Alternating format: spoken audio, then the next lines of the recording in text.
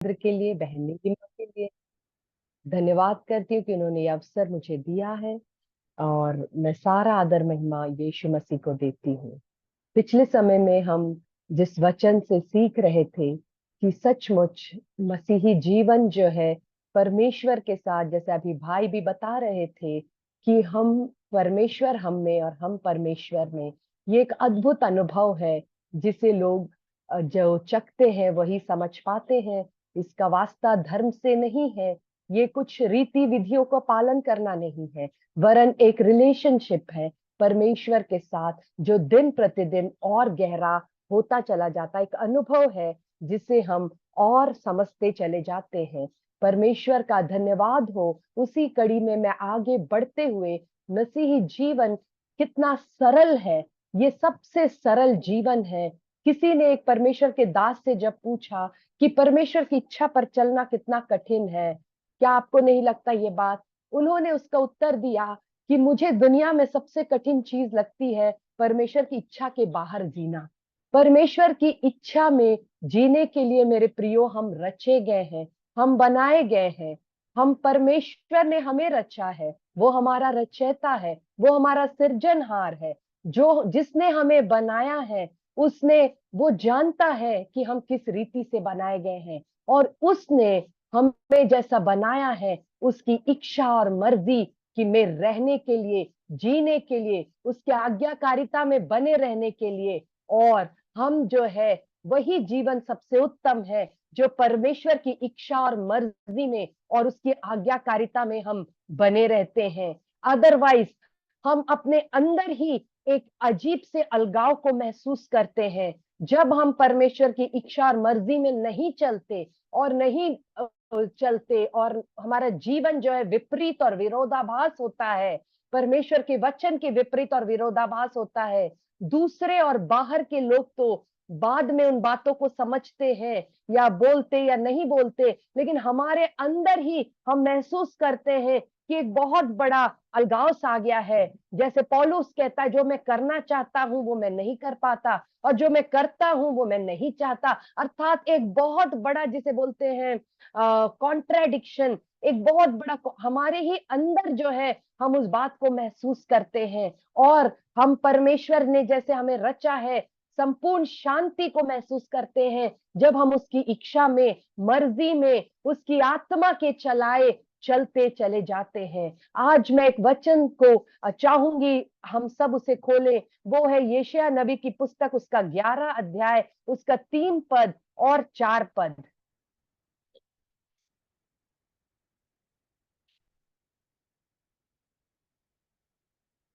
कोई भी पढ़ सकता है। यशायाह नबी की पुस्तक, उसके 3 और 4 पद।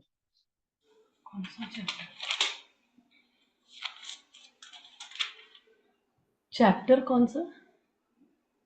यशायाह 11 अध्याय।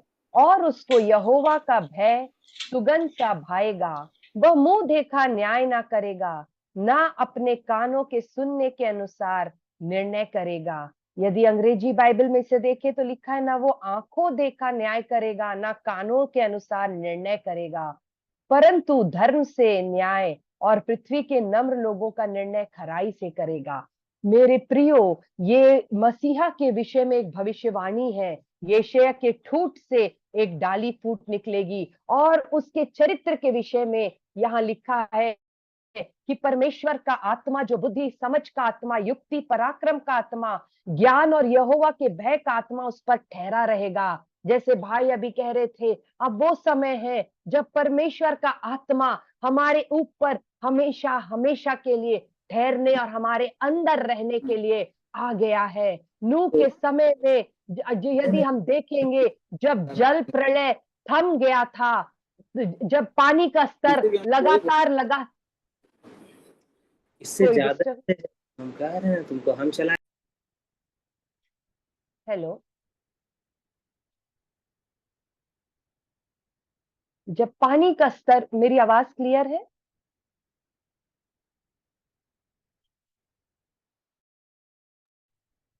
हाँ प्रिया, क्लियर है।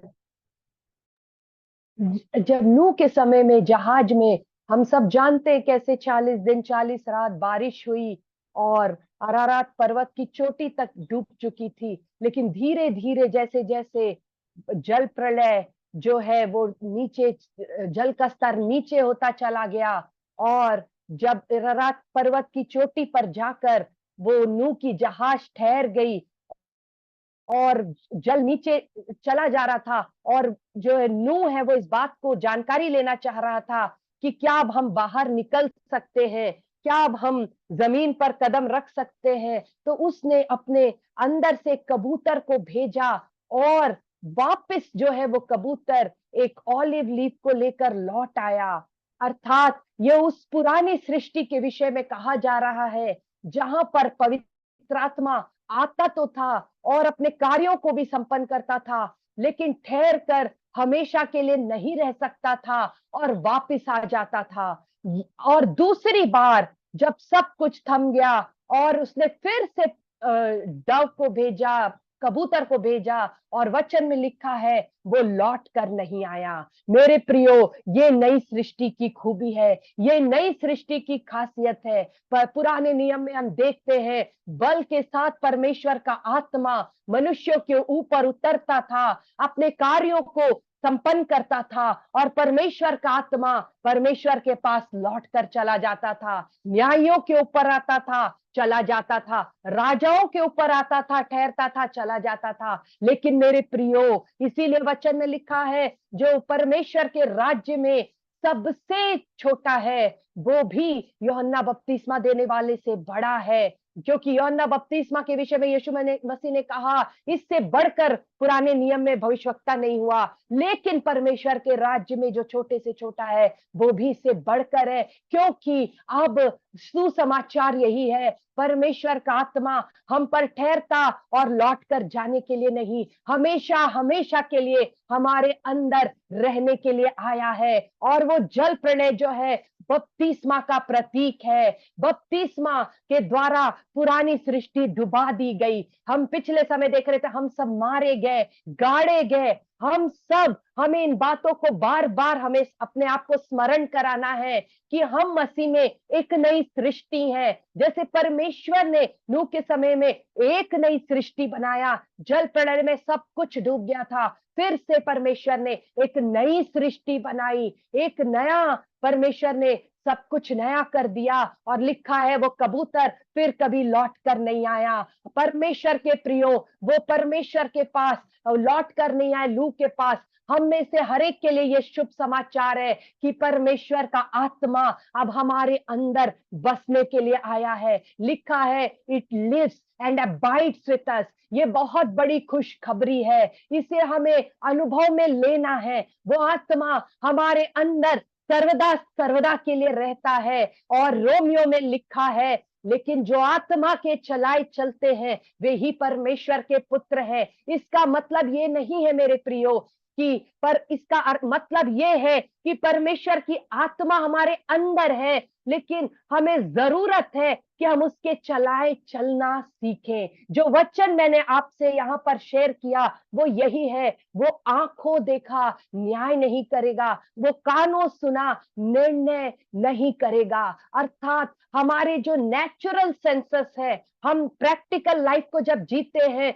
हम इस बात को डिनाई नहीं कर सकते। प्रतिदिन हम आंख से देखते हैं, कानों से सुनते हैं, समझते हैं, रीजनिंग करते हैं, लेकिन मेरे प्रियो एक और गहरी बात है, वो है आत्मा के चलाए चलना। जैसे भाई भी अभी बता रहे थे, आत्मा के चलाए चलना, स्पिरिट ऑफ डिजर्नमेंट में ऑपरेट होना। परमेश्वर यीशु मसीह जब धरती पर आए वो परमेश्वर के पुत्र थे, मनुष्य का रूप धारण करके आए। और हम जब गॉस्पल्स को पढ़ते हैं, बार बार पढ़ते हैं, तो हम देखते हैं कैसे यीशु मसीह जीवन को जीते थे, कैसी सेवकाई करते थे। मेरे प्रियो, गौर से यदि हम इस पर्सपेक्टिव से अगर हम गॉस्पल्स को पढ़ेंगे, यीशु मसीह जो उनसे बोला जाता था, जो उन्हें दिखाया जाता था, उस पर वो विश्वास नहीं करते थे। लेकिन वो अपने वचन में कई जगह इंग्लिश बाइबल में लिखा, उन्हें आत्मा में परसीव किया, उन्होंने आत्मा में परसीव किया। वो लोगों के इंटेंशंस को देखते थे, वो समझते थे फिर वो हालात और परिस्थितियों के अकॉर्डिंग रिएक्ट नहीं करते थे, लेकिन वो आत्मा के चलाए चलते हुए, इसीलिए लोगों के प्रश्न कुछ और होते थे, यीशु मसीह के उत्तर कुछ और होते थे। लोगों की बातें कुछ और होती थी, यीशु मसीह का जो उसका जवाब था वो कुछ और होता था, क्योंकि यीशु मसीह आत्मा में हर एक बातों को देखते और सुनते थे। आज हमारा भी विषय यही है मेरे प्रियो। मैं एक उदाहरण के द्वारा इस बात को आपके सामने रखना चाहूंगी कि कैसे हम में से हर एक के अंदर ये बातें चलती है। यदि हम यूसुफ और मरियम की कहानी को देखेंगे तो हम पाते हैं कि वचन में लिखा है, मत्ती में, आप सब इसे घर में पढ़ सकते हैं, कि जब जो मरियम थी पवित्र आत्मा के द्वारा गर्भवती पाई गई, तो यूसुफ ने सोचा, क्योंकि यूसुफ धर्मी था, कि मैं उसे जो है, यूसुफ बदनाम नहीं करना चाहता था, इसीलिए चुपके से उसे छोड़ देने की सोचा। अर्थात यदि हम यहाँ एक मनुष्य को समझे तो उसने जो आंखों से देखा, जो कानों से सुना, उस पर जब विश्वास किया तो उसे ऐसा लगा जैसे कि कुछ गलत हो रहा उसके साथ, उसे धोखा मिल रहा है, उसके साथ चीटिंग हुई है, और उसने क्या सोचा, धीरे से मरियम को त्याग देने की सोचा। लेकिन हम सब इस बात को आगे पढ़ते हुए देखते हैं कैसे स्वप्न में स्वर्गदूत स्वयं प्रकट होकर उसकी आत्मा में बातें किया और कहा कि जो परमेश्वर की आत्मा के द्वारा वो गर्भवती हुई, इसीलिए उसे लेने से तू मत डर। तब यूसुफ अपने निर्णय को बदलता है और मरियम को अपने साथ ले आता है, क्योंकि वो उसका जो एंगेजमेंट था वो उसके साथ हुआ था। और इब्रानियों के जो कल्चर है, जो उनकी संस्कृति है, उसमें एंगेजमेंट का बहुत ही महत्व है मेरे प्रियो। ऑलमोस्ट जो है वो विवाह के समानांतर होता है, बिथ्रोल जो होता है वो विवाह के ही बराबर होता है, और उसका आखिरी स्टेप विवाह होता है, और उसके बाद वो पति और पत्नी करके डिक्लेयर किए जाते हैं। मेरे प्रियो, मैं इस बात को आपको बताना चाहती हूँ एग्जाम्पल के द्वारा, कैसे एक ही पुरुष एक ही समय में, जब उसने आंखों देखा और कानों सुना, न्याय किया, तो उसने सोचा कि उसे मरियम को छोड़ देना चाहिए। लेकिन जब उसने आत्मा में चीजों को परसीव किया, जब वो परमेश्वर के ऊपर ठहरा रहा, कहीं ना कहीं उसका मन खोज रहा था कि ये बातें क्या क्या है, ये क्या है जो दिख रही है, क्या हो रहा है, तब उसका उत्तर, क्योंकि वचन में लिखा है, ढूंढोगे तो तुम पाओगे, खोजोगे मांगोगे तो तुम्हें मिलेगा। उसको उसका उत्तर मिल गया कि वो गर्भ जो धारण हुआ है वो पवित्र आत्मा के द्वारा हुआ है, और उसमें उससे जो होगा वो परम प्रधान का पुत्र होगा, वो उन लोगों को उनके पापों से छुड़ा लेगा। और वहां यूसुफ एक बड़ी गलती करने से चूक गया मेरे प्रियो, और यूसुफ ने परमेश्वर की योजना के अनुसार मरियम को लेकर आगे बढ़ा। और हम सब जानते हैं कैसे यीशु मसीह का जन्म हुआ, कैसे यीशु मसीह बड़े होकर पूरे जगत के उद्धारकर्ता बने, और उन्होंने पूरे मानव जाति के पापों का प्रायश्चित किया, क्रूस की बलिदान को सह लिया, और मुर्दों में से जी उठे। मेरे प्रियो, आज हम में से हर एक को इस बात की जरूरत है। आज हम भी अपने आप को यूसुफ की जगह होकर देखे। कितनी बार बचपन में हम एक कहानी को सुनते थे, आज पता नहीं क्यों वो कहानी मुझे याद आ गई। ऐसा हम में से कई बार होता है, लिखा वहां पे ऐसे बताया जाता कि एक छोटे से बच्चे को एक औरत जो है छोड़कर घर में जाती है, और एक मुंगूस जो रहता है वो जो है उनके घर में एक मित्र जैसा रहता है, उनका पालतू रहता है। और जब वो लौट के पानी भर कर आती है तो क्या देखती है, उसका मुंह पूरा खून खून हुआ रहता है। वो सोचती है कहीं ना कहीं इसने मेरे बच्चे को क्या कर दिया, नुकसान पहुंचा दिया, और उसने उसको वहीं पर खत्म कर देती है। और जब वो अंदर जाकर असलियत देखती तो क्या देखती है कि बच्चा अच्छे से सो रहा है और उसके बगल में एक सांप गिरा पड़ा है, मरा पड़ा है। तब उसको पूरी कहानी समझ में आती है कि उस मुंगूस ने ही, उस नेवले ने उस सांप को मारकर उस बच्चे की जान बचाई, और वो जो उस घर के लिए इतना बड़ा आशीष था उसी को उसने मार दिया। उसको बहुत पछतावा होता है। मेरे प्रियो, हम भी इस बात को समझे कि जब, क्योंकि उस समय दिखाई कुछ ऐसा दे रहा था, सब चीज ऐसे दिख रही थी कि सचमुच इसने कुछ गलत किया है, सचमुच इसी ने मेरे बच्चे को मार डाला पड़ा है और अभी जरूरत है, तो हम संसार में तो है लेकिन संसार के नहीं है मेरी प्रियो। हम संसार की रीति से नहीं देख सकते, हम संसार की रीति से नहीं सुन सकते, क्योंकि शैतान का जो सबसे बड़ा वेपन है वो डिसेप्शन है। वो डिसेप्शन के द्वारा कार्य करता है, वो चीजों को ऐसे दिखाने की कोशिश करता है, वो चीजों को ऐसे समझाने की कोशिश करता है, वो ऐसे सुनाने की कोशिश करता है कि जो है ऐसा लगता है कि सब कुछ गलत हो रहा है, सब कुछ निराशा को लाने की कोशिश करता है। और वो बातों को यदि हम यकीन कर ले तो हम उसके कॉन्सिक्वेंसेस को अपने जीवन में देखेंगे, और उससे क्या किस प्रकार की हानि उत्पन्न हो सकती है हम नहीं जान सकते। इसीलिए मेरे साथ ये पद को पढ़ेंगे, भजन संहिता 112। भजन संहिता 112 में बहुत अच्छे से इस बात का वर्णन किया हुआ है। धर्मी की जो स्वभाव है उसके विषय में लिखा है। यदि किसी को मिलता है तो वो उसे जोर से पढ़ेंगे 7 पद को। वह बुरे समाचार से नहीं डरता, उसका हृदय यहोवा पर भरोसा रखने से स्थिर रहता है। हाँ, 8 पद भी पढ़ेंगे। 7 और 8। वह बुरे समाचार से नहीं डरता, उसका हृदय यहोवा पर भरोसा रखने से स्थिर रहता है। उसका हृदय संभला हुआ है, इसलिए वह न डरेगा, वरन अपने शत्रुओं पर दृष्टि करके संतुष्ट होगा। आमीन। ये धर्मी की एक खासियत है मेरे प्रियो, वह बुरे समाचार से नहीं डरता। वह बुरे समाचार से नहीं डरता, अर्थात वो कानों से जो सुन रहा है उस पर वो विश्वास करके नहीं डरेगा, नहीं घबराएगा। मैं नहीं जानती पवित्र आत्मा परमेश्वर आपसे किस विषय में आज बात कर रहा है, लेकिन आज मेरे प्रियो आपसे परमेश्वर अपील कर रहा है कि जिन बातों को आपने कानों से सुना है उससे डरने का नहीं, उससे घबराने का नहीं, लेकिन वचन में लिखा है उसका हृदय यहोवा पर भरोसा करने से स्थिर रहेगा, क्योंकि वो जानता है परमेश्वर के प्रॉमिसेस उसके लिए क्या है।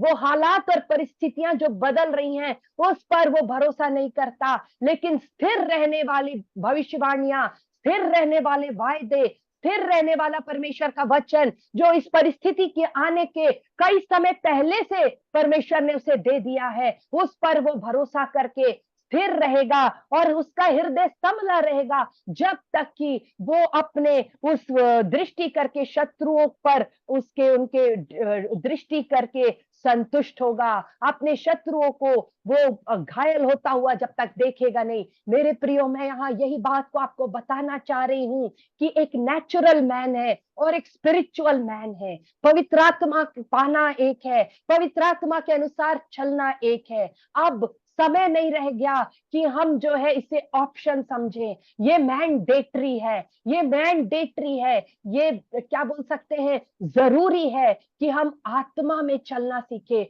आत्मा में ठहरना सीखे, आत्मा के चलाए चले, आत्मा के बोले बोले, आत्मा से सुने, आत्मा की कानों से सुने समझे, क्योंकि हम और नुकसान अपने जिंदगियों में नहीं उठा सकते मेरे प्रियो। हमें जो है आत्मा में चलते हुए परमेश्वर की मर्जी को समझते हुए आगे बढ़ना है, क्योंकि जो आंखों से दिखता है, जो कानों से सुनाई देता है, वो सच्चाई नहीं है। परमेश्वर का वचन सच्चा है। यदि उस दिन यूसुफ अपने सेंसेस पर भरोसा करता तो आज हम इन बातों को नहीं देख पाते, यूसुफ के नाम को हम वचन में नहीं देख पाते मेरे प्रियो। यूसुफ धर्मी था, यूसुफ आत्मा के अनुसार उसने निर्णय को लिया और वो अमर हुआ।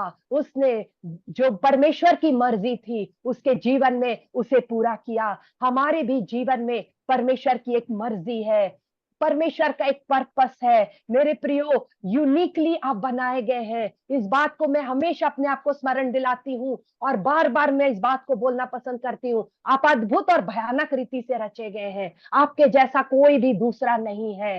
ये बात हमें अपने फिंगरप्रिंट्स याद दिलाते हैं, ये बात हमें हमारा आइरिस याद दिलाता है, पर आंख की पुतली याद दिलाती है कि हम परमेश्वर की अद्भुत रचना है, और जिस पर्पस के लिए आप बनाए गए हैं मेरे प्रियो, उसे कोई और दूसरा पूरा नहीं कर सकता। आपके लिए परमेश्वर एक विशेष योजना को रखता है, विशेष पर्पस के तहत आप रचे गए हैं। आपको परमेश्वर ने आपके लोगों को दिया, परिवार को दिया, आपको परमेश्वर ने अपने पड़ोसियों को दिया, वर्क प्लेस को दिया। हर एक जगह आपको एक रोल है जो आपको प्ले करना है, और परमेश्वर पवित्र आत्मा हर दिन आपसे बोलता है, बातचीत करता है, आपको चलाता है, सिखाता है और समझाता है। हम मसीह में एक नई सृष्टि है, उसका आत्मा हम में वास करता है। हम में से होकर जो हमारी इच्छाएं होती हैं वो उसकी इच्छाएं हैं मेरे प्रियो। हम में जो डिजायर्स उत्पन्न होते हैं वो उसके डिजायर है मेरे प्रियो। हमारे अंदर जो विचार आते हैं ये उसके विचार है मेरे प्रियो। हम भरोसे से आगे बढ़ना सीखें और अपने सेंसेस को हम डिनाई करें। दुनिया के वॉइस जो बहुत लाउड है उसे हम डिनाई करना सीखें और आत्मा के चलाए चलना सीखें, और अपने लिए इस बात का अंगीकार करें कि कैसे, जैसे हम टेलीविजन में देखते हैं एक साथ बहुत सी फ्रीक्वेंसीज है और रिमोट के द्वारा हम कुछ नहीं करते, एक पर्टिकुलर फ्रीक्वेंसी पे हम ट्यून हो जाते हैं। जब हम न्यूज सुनना चाहते हैं तो न्यूज चैनल की फ्रीक्वेंसी पे, जब हम स्पोर्ट्स देखना चाहते हैं तो स्पोर्ट्स की फ्रीक्वेंसी पे हम अपने टेलीविजन को ट्यून करते हैं, एंटीना को ट्यून करते हैं रिमोट कंट्रोल के द्वारा, और उसी फ्रीक्वेंसी को हम रिसीव करते हैं। वैसे ही मेरे प्रियो एक नेचुरल सेंसेस है, नेचुरल सेंसेस में कुछ बातें हो रही हैं और परमेश्वर आत्मा में हमें कुछ बातों को बताना चाह रहा है। वचन में एक जगह लिखा है, क्या मैं वो परमेश्वर हूं जो हमेशा निकट ही रहूंगा, दूर ना रहूंगा। मेरे प्रियो ये एक अलंकार से भरा हुआ भाषा है, इसे सीधा अगर हम समझेंगे तो परमेश्वर कहता है मैं सर्वदा तुम्हारे निकट रहता हूं, मैं दूर नहीं रहता। परमेश्वर हमेशा सबसे ज्यादा निकट रहता है। हमारी समस्याएं जो हैं उससे निकट परमेश्वर का समाधान है। आज परमेश्वर हमारी जो बीमारी है उससे निकट परमेश्वर की गाई है। परमेश्वर निकट रहने वाला परमेश्वर है। वचन में लिखा है जो उसके नाम को जानते हैं वो उस पर भरोसा रखते हैं, जो उसके नाम को जानते हैं वो उस पर भरोसा रखते हैं। क्या आप समझते हैं परमेश्वर का नाम मतलब परमेश्वर का चरित्र? वैसे ही मेरा नाम मतलब मेरा चरित्र। जैसे हम किसी के भी नाम को लेके बोलते अरे वो तो फलाना है, वो तो ऐसे है, वो तो वैसे है, नहीं वो तो बहुत ही कड़ी मेहनत करने वाले हैं। किसी के नाम के साथ बोलते नहीं वो बहुत सिंसियर है, नहीं वो बहुत वफादार है, अर्थात हर एक के नाम के साथ मेरे प्रियो उसका चरित्र जुड़ जाता है। और जहां हम परमेश्वर के नाम बोलते हैं वहां परमेश्वर का चरित्र है। वचन में लिखा है उसने अपने परमेश्वर ने हालेलुया अपने नाम को, जो परमेश्वर के नाम को जानते हैं वो उस पर भरोसा करते हैं, अर्थात जो परमेश्वर के चरित्र को जानते हैं वो परमेश्वर पर भरोसा करते हैं। दाऊद परमेश्वर के चरित्र को जानता था। हम सब उस घटना से वाकिफ हैं जहां जिक्लग में सब कुछ उनका चला गया था। जब वे लौट कर आए युद्ध से तो क्या देखते हैं कि उनकी पत्नी, उनके बच्चे, उनके संपत्ति, उनका सब कुछ चला गया था और लोग वहां ऊंची ऊंची आवाजों में रो रहे थे, यहां तक कि पथराव करने की सोच रहे थे दाऊद को। दाऊद उनका लीडर था। मेरे प्रियो आज कलीसिया को परमेश्वर ने लीडर होने के लिए बुलाया है। आज कलीसिया को परमेश्वर ने कहा तुम जगत की ज्योति हो, तुम जगत का नमक हो। मेरे प्रियो हम जो है परमेश्वर कहता है लोग तुम्हें देखेंगे, लोग हमें देखेंगे और लोग हमसे उम्मीद रखते हैं, लोग हमसे आशा रखते हैं। हम नहीं समझ पाते लेकिन ये बात वाकई सच है। उस दिन सारे दाऊद की ओर देख रहे थे। यदि दाऊद के पास कोई और ऑप्शन नहीं था, चाहता तो दाऊद भी हालात और परिस्थितियों को देखकर जो है रो सकता था, बिलख सकता था, टूट सकता था, बिखर सकता था, लेकिन वचन में लिखा है David encouraged himself in the Lord. उसने हालात और परिस्थितियों को एक तरफ करके अपने पूरे माइंड को कॉन्सेंट्रेट किया परमेश्वर की ओर। मेरे प्रियो परमेश्वर की आवाज को सुनने के लिए, परमेश्वर जो दिखाता है उसे देखने के लिए पहले हमें दुनिया से अपनी नजरों को फेरना आना है। पहले जो हालात और परिस्थितियां हैं उसे अनदेखा करना, अनसुना करना आना है। ऐसे समय में जहां कोलाहल मचा हुआ था, जहां लोग पथराव करने की बातें कर रहे थे, कितनी कठिन परिस्थिति थी, लेकिन डेविड ने अपने सेंसेस को कंट्रोल किया। डेविड ने कॉन्सेंट्रेट किया, पावर ऑफ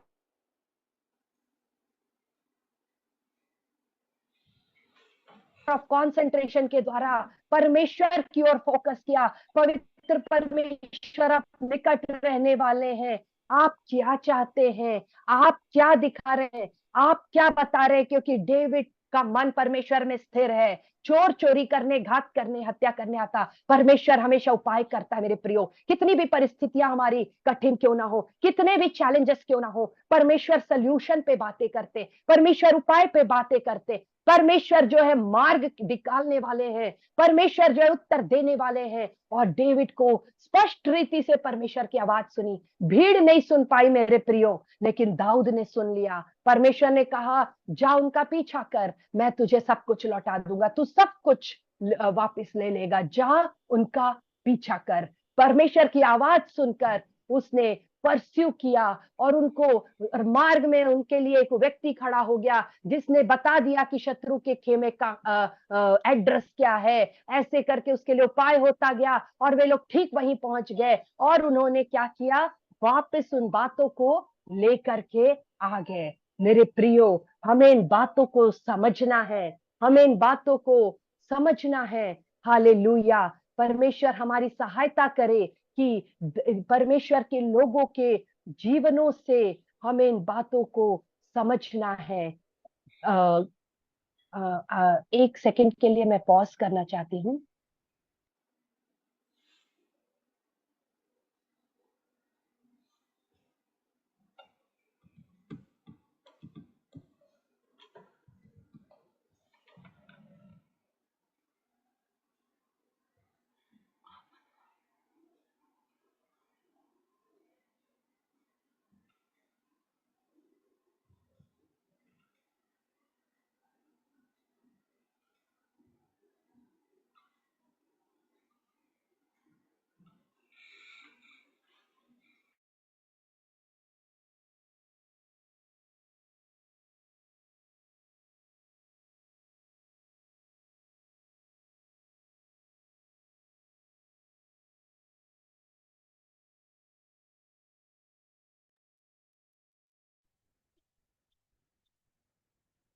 सॉरी, यहाँ पर करंट चला गया था।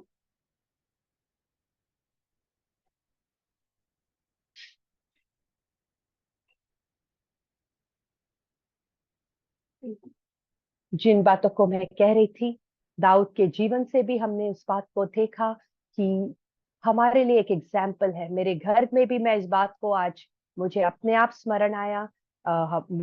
सिस्टर नीलिमा जो जो लगातार जिनके मैसेजेस आप सुनते हैं, वो मेरी बड़ी बहन है। वैसे तो वो उम्र में मुझसे थोड़ी ही बड़ी हैं, लेकिन परमेश्वर ने उन्हें हमेशा स्पिरिचुअल मेंटर के रूप में हमारे पूरे परिवार के लिए रखा। और मैं उन बातों को भी स्मरण करती हूँ। हमारे भी परिवार में ऐसा समय था जब जब भी चैलेंजिंग सिचुएशन आता था, मैं बहुत डिटेल में नहीं बता रही, जब सब घबराते थे, अब क्या होगा, कैसे होगा, कोई भी कठिन परिस्थितियां, मैं हमेशा देखती थी बहन यंग एज से जो प्रभु में थी, मैं इनको हमेशा देखी हूँ। मैंने उनके वचनों से कम सीखा, मैंने उनके जीवन से ज्यादा सीखा है। परमेश्वर के ऊपर जो एक अखंड विश्वास उनका है, उसको मैंने देखा। हालात और परिस्थितियों से, जैसे वचन में लिखा है, धर्मी नहीं घबराता। उन्होंने हालात और परिस्थिति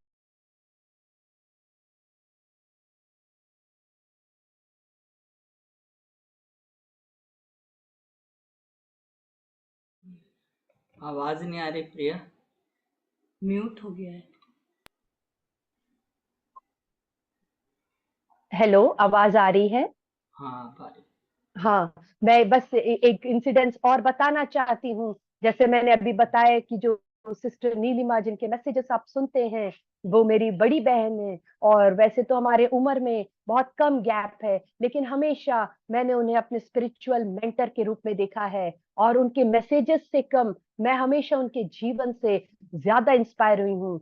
घर में भी मैं बहुत डिटेल में तो अभी समय लेके की कमी के कारण नहीं बता सकती, लेकिन जब भी कोई भी चैलेंजिंग सिचुएशन हमने फेस किया, जहां हमें लगता था अब क्या होगा आगे, हम घबराहट होती थी और चिंता और फिक्र का माहौल आ जाता था, तब मैंने हमेशा अपने सिस्टर को देखा कि कैसे एक अखंड विश्वास उनका परमेश्वर में था, और हमेशा उन्होंने एनकरेज किया, नहीं, परमेश्वर उपाय करेगा। हालात और परिस्थितियां जो घबराने वाली, चिंता देने वाली, उस पर नहीं, लेकिन हमें परमेश्वर पर कॉन्सेंट्रेट करना है। परमेश्वर की स्तुति और आराधना करते हुए हमने सचमुच बड़े बड़े पहाड़ जैसी समस्याओं को छटते हुए देखा है, बादलों को हटते हुए देखा है, अपने जीवन में जय को देखा है, और यहां तक हम पहुंचे हैं। इसलिए मैं हमेशा उनकी आभारी हूं कि उनके जीवन से हमेशा मैंने देखा है कि एक लीडर को कैसे, जब चारों ओर की परिस्थितियां डुबाने वाली हो, घबराने वाली हो, एक लीडर और परमेश्वर का जन जो है कैसे वचन को लेकर खड़ा हो जाता है और वचन के अनुसार जय को देखता है। अर्थात उन परिस्थितियों को फोकस ना करते हुए पवित्र आत्मा की मधुर मीठी आवाज, पवित्र आत्मा क्या कहना चाह रहा है, क्योंकि पवित्र आत्मा हमेशा शांति की बातें करता है। पवित्र आत्मा मार्ग की बातें करता है, वो मार्ग निकालने वाली बात करता है। पर पवित्र आत्मा हमेशा उपाय की बातें करता है, सॉल्यूशन ओरिएंटेड टॉक करता है। इसीलिए मेरे प्रियो, हमें जरूरी है, आज जो मेरा, मैं कितने अच्छे से उस बात को प्रकट कर पा रही हूं मैं नहीं जानती, लेकिन मैं बस इतना कहना चाह रही हूं कि नेचुरल सेंसेस को डिनाई करना और स्पिरिचुअल सेंसेस को शार्पन करना, ये एक प्रैक्टिस है। जैसे हम एक्सरसाइज करते हैं, प्रैक्टिस से हमारा स्टेमिना बढ़ता है, कैपेसिटी बढ़ती है, वैसे ही आत्मिक जीवन में भी, प्रार्थना के जीवन में भी हमें अपनी कैपेसिटी को बढ़ाना है। वचन पढ़ने में भी, जैसे हम बार बार देखते हैं, अपनी कैपेसिटी को बढ़ाना है। यदि हम 5 अध्याय पढ़ लेते हैं आसानी से, तो 6, 7, 8, 10, और समय में कई कई लोगों का बुक्स बुक्स कंप्लीट कर लेते हैं, अर्थात उन्होंने अपनी अपनी कैपेसिटी को क्या कर लिया, बिल्ड कर लिया। वैसे ही डिजर्नमेंट में भी हमें अपनी कैपेसिटी को बढ़ाना है, अर्थात हर चीज को तुरंत हमें न्याय नहीं करना, आंखों से जो दिख रहा, कानों से जो सुन रहा है, उसे न्याय नहीं करना है। मेरे प्रियो, आज कितने सारे रिश्तों में खटास इसी वजह से आ रही हैं, कितनी सारी बातें इसी वजह से बिगड़ रही है। कितने लोगों की मैंने ऐसी बातें सुनी है कि डॉक्टर्स के गलत रिपोर्ट देने के कारण इधर इतनी प्रॉब्लम हो गई, लोग जो है टूट गए, निराश हो गए, बिखर गए, बाद में पता चला कि वो उनका रिपोर्ट नहीं, किसी और का रिपोर्ट था। मेरे प्रियो, ऐसी कई सारी बातें हैं, आंखों देखा, कानों सुना। एक महिला की गवाही थी, जब वो सोनोग्राफी कराने गई, वो गर्भवती थी, तो उन्हें डॉक्टर ने कहा कि वो साइंटिफिकली करेक्ट बात थी, वो कोई गलत बात नहीं थी। उन्होंने कहा ये क्रिपल्ड पैदा हो सकते, ये ऐसे हो सकते, ये वैसे हो सकते, नहीं ये बड़ी बड़ी जो साइंटिफिक नेम्स है बीमारियों के, ऐसे हो सकते। वो उन बातों को वहीं पे रिजेक्ट करके और बाहर निकली। पवित्र आत्मा ने उनके अंदर डाला कि ये नृतिका बनेगी, ये नर्तकी बनेगी, ये डांसर होगी, ये बेबी। अर्थात पवित्र आत्मा, मेरे प्रियो, अद्भुत बात को कहते हैं। ये डिजर्नमेंट हमें डेवलप करना है कि हम क्या सुनते, क्या देखते हैं, और जो सुनाई देता, दिखाई देता, लाउड वॉइस के बीच में, नॉइस के बीच में, हमें परमेश्वर की आवाज को परखना, देखना सीखना पड़ेगा। ये डिजर्नमेंट प्रैक्टिस से हम इसमें शार्प होते चले जाएंगे, और वो सचमुच वो माँ उस बेबी को जन्म देती विश्वास से, और वो पूरी फिजिकली अच्छी बच्ची निकलती है। और ऐसा होता है कि जब वो बड़ी होती, 7-8 साल की, अद्भुत रीति से वो उस बच्ची के अंदर डांस करने का एक क्रेज होता है, एक इंटरेस्ट होता है, एक पैशन होता है। तब पवित्र आत्मा की बात माँ को स्मरण आता है कि ये बात तो पवित्र आत्मा ने उसी समय कह दिया था जब ये मैंने इसे गर्भ में रखा था, ये गर्भ में थी, ऐसे समय में ही ये बात इसके विषय में कही गई थी। अर्थात मेरे प्रियो,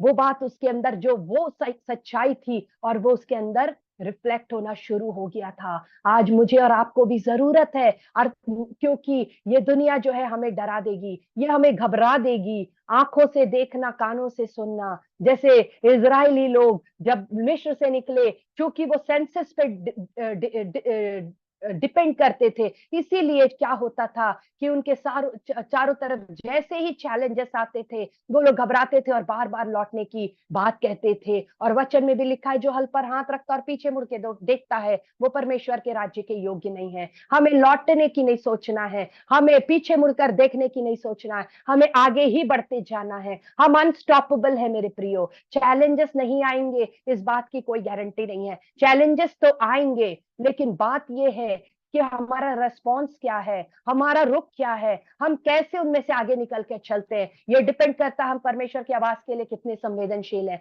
परमेश्वर की आवाज जो है हमें आगे बढ़ाती है, आगे ले चलती है मेरे प्रियो, हमारी समस्याओं का समाधान करती है और हमें आगे बढ़ाती है, और उस मंजिल तक, उस मुकाम तक हमें पहुंचाती है जहां परमेश्वर हमें ले जाना चाहता है। आज हम में से हर एक एक निर्णय को ले, एक प्रण को ले कि हम स्पिरिचुअल डिजर्नमेंट में हमें आगे बढ़ना है। जो दिखता है और जो देखने वाली बातें हैं, उसे डिनाई करना हमें सीखना पड़ेगा। हमें सोचना है, उन चीजों को विचार करना है। देखिए मेरे प्रियो, कई बार ऐसा हमारे साथ भी होता है कि क्विकली हम कुछ और सोचते, लेकिन जब उन्हीं बातों को थोड़ा ज्यादा देर मनन करते और सोचते, तो कुछ एक अलग परसेप्शन पवित्र आत्मा हमारे अंदर डालता है।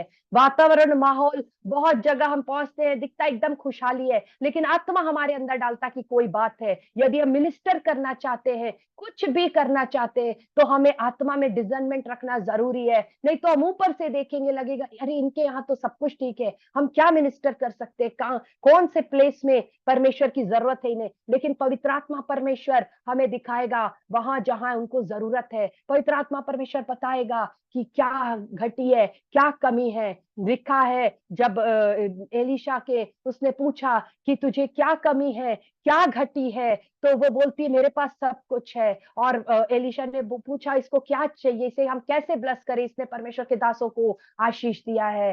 तब फिर उसके जो दास थे वो बताते हैं कि ये महिला अपने लोगों के बीच में रहती है, यह आशीषित है, लेकिन इसके पास कोई भी बच्चा नहीं है। ये बातें परमेश्वर प्रकट करता है मेरे प्रियो। अर्थात हमें इन बातों को गहराई से समझना है, सीखना है, और हमें परमेश्वर जो है हमारे फैमिली में लीडर बना रहा है, हमें जो है हमें लीडर बना रहा है। और एक बात जिसे मैं चाहती हूं कि हम मिस ना करें, जो हम प्रार्थना करते, उपवास के साथ ठहरते हैं, उसका भी पर्पस यही है। जब हम उपवास में जाते हैं मेरे प्रियो, तो हमारे जो फिजिकल सेंसेस है वो थोड़े डाउन होते, वीक होते हैं, कमजोरी होती आती है, और हमारे जो स्पिरिचुअल सेंसेस है वो शार्पन होते हैं। मैं नहीं करती कि मील स्किप करने से, लेकिन जो उपवास का भाव ही है वो हमारे फिजिकल सेंसेस को डल करता है और स्पिरिचुअल सेंसेस को शार्पन करता है। इसीलिए यदि कोई ऐसा मैटर है जिससे पूरे परिवार का संबंध है,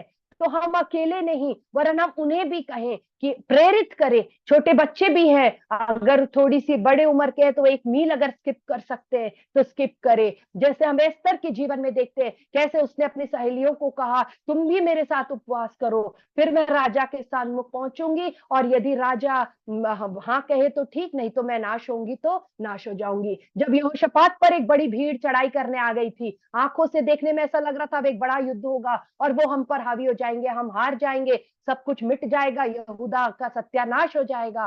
लेकिन वो उन्होंने उस समय परमेश्वर को खोजा, और परमेश्वर के दास के द्वारा परमेश्वर की आत्मा के एक मैसेज पहुंचा कि तुम खड़े होकर परमेश्वर के उद्धार के कार्य को देखो, ये जो सेना तुम्हें आज दिख रही है ये कल नहीं दिखेगी। और उन्होंने विश्वास किया और वैसा ही हुआ। शत्रु के खेमे में परमेश्वर ने गड़बड़ी को ला दिया, वो आपस में ही भिड़ गए और एक दूसरे को हानि पहुंचाने लगे। और सुबह जब वो देखते तो क्या देखते, सारे डेड बॉडीज है। अरे हमने तो युद्ध किया ही नहीं, हमारे शत्रु आपस में ही लड़के भिड़ के क्या हो गए, खत्म हो गए। ऐसा अद्भुत कार्यों को करने वाला हमारा परमेश्वर है, इसलिए उसके ओर से हमें जो मैसेज मिल रहा उसे देखना है। नहीं तो हालात और परिस्थितियां मेरे प्रियो हमें घबरा देंगी। और जैसे यहोशापात ने ये काम किया, उसने खुद भी उपवास किया, उसने सबको लेकर उपवास किया कि तुम भी उपवास करो और हम अपने विषय में परमेश्वर की मर्जी को जानेंगे। आज हमें जरूरत है कि हम परमेश्वर की इच्छा और मर्जी और वे को पहले जाने, फिर उसमें चले मेरे प्रियो। तुरंत और क्विक सोल्यूशन नहीं। आज परमेश्वर पवित्र आत्मा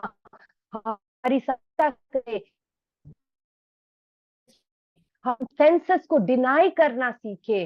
कोई भी कुछ भी कहते बोलते सुनते, अब इस दुनिया में पहुंच गए, virtual reality, augment realities, AI, ऐसी दुनिया में पहुंच गए कि कुछ भी जो हम दिखाना चाहते हैं हम दिखा सकते हैं, कुछ भी जो हम सुनाना चाहते हैं सुना सकते हैं। ऐसी दुनिया में मेरे प्रियो अपने सुनने देखने का अपने ऊपर हमें भरोसा नहीं रखना, सेंसस पे भरोसा नहीं रखना, पवित्र आत्मा पर भरोसा रखना, पवित्र आत्मा के कहने पर भरोसा रखना। मेडिकल रिपोर्ट्स बदल जाएंगी, आपकी हालात और परिस्थितियां बदल जाएंगी, डेथ सुपरनैचुरली हमारे कैंसिल हो जाएंगे, कोर्ट केसेस यीशु मसीह के नाम से खत्म हो जाएंगे।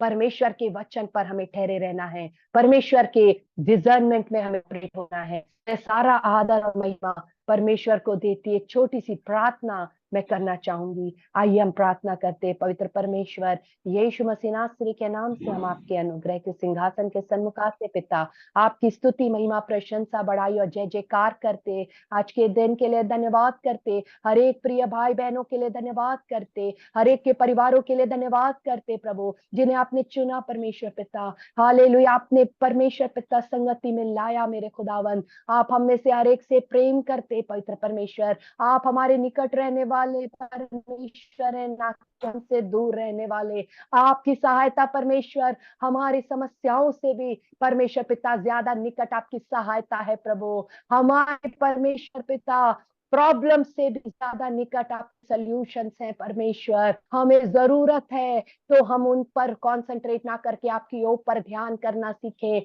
हम आपके परमेश्वर पिता डिजर्नमेंट में ऑपरेट होना सीखे। जो स्पिरिट आपने हमें दिया है, पवित्र आत्मा हमने पाया है, उसमें ऑपरेट होना सीखे। स्पिरिट ऑफ डिजर्नमेंट हम ऑपरेट होना सीखे पवित्र परमेश्वर। हम जानते हैं कि लगातार लगातार प्रैक्टिस से हम इसमें शार्पन हो जाएंगे, हमारा डिजर्नमेंट और शार्प हो जाएगा पवित्र परमेश्वर। ओ परमेश्वर, वचन में लिखा बोलने से पहले ही वो सुन लेगा। एक स्टेज ऐसा भी आएगा खुदावन, हम धन्यवाद करते मेरे परमेश्वर, हम आत्मा के चलाए चलते हुए निरंतर आगे बढ़ते चले जाएं, हर एक समस्याओं का समाधान हम अब देखते चले जाएं, हर एक चैलेंजेस को हम पार करते चले जाएं, दीवारों को लांघते चले जाएं, बंद दरवाजों को खोलते चले जाएं और उस मंजिल तक, मुकाम तक पहुंच जाए जो आपने ठहराया। हर एक के परिवारों के लिए धन्यवाद करते, अपने लहू के घेरे में आपने रखा मेरे परमेश्वर, अपनी सुरक्षा में रखा, बरकतें दी प्रभु। ओ इस संसार की बरकतें दी, स्वर्ग की ओस दिया परमेश्वर, पृथ्वी की भरपूरी दी प्रभु, और भी प्रभु आपके नजदीक में बढ़ते चले जाए और परमेश्वर आपकी मर्जी को हम पूरा करते चले जाए। यीशु मसीह के नाम से हम आदर महिमा आपको देते हुए विनती मांगते हैं, आमीन। आमीन। आमीन।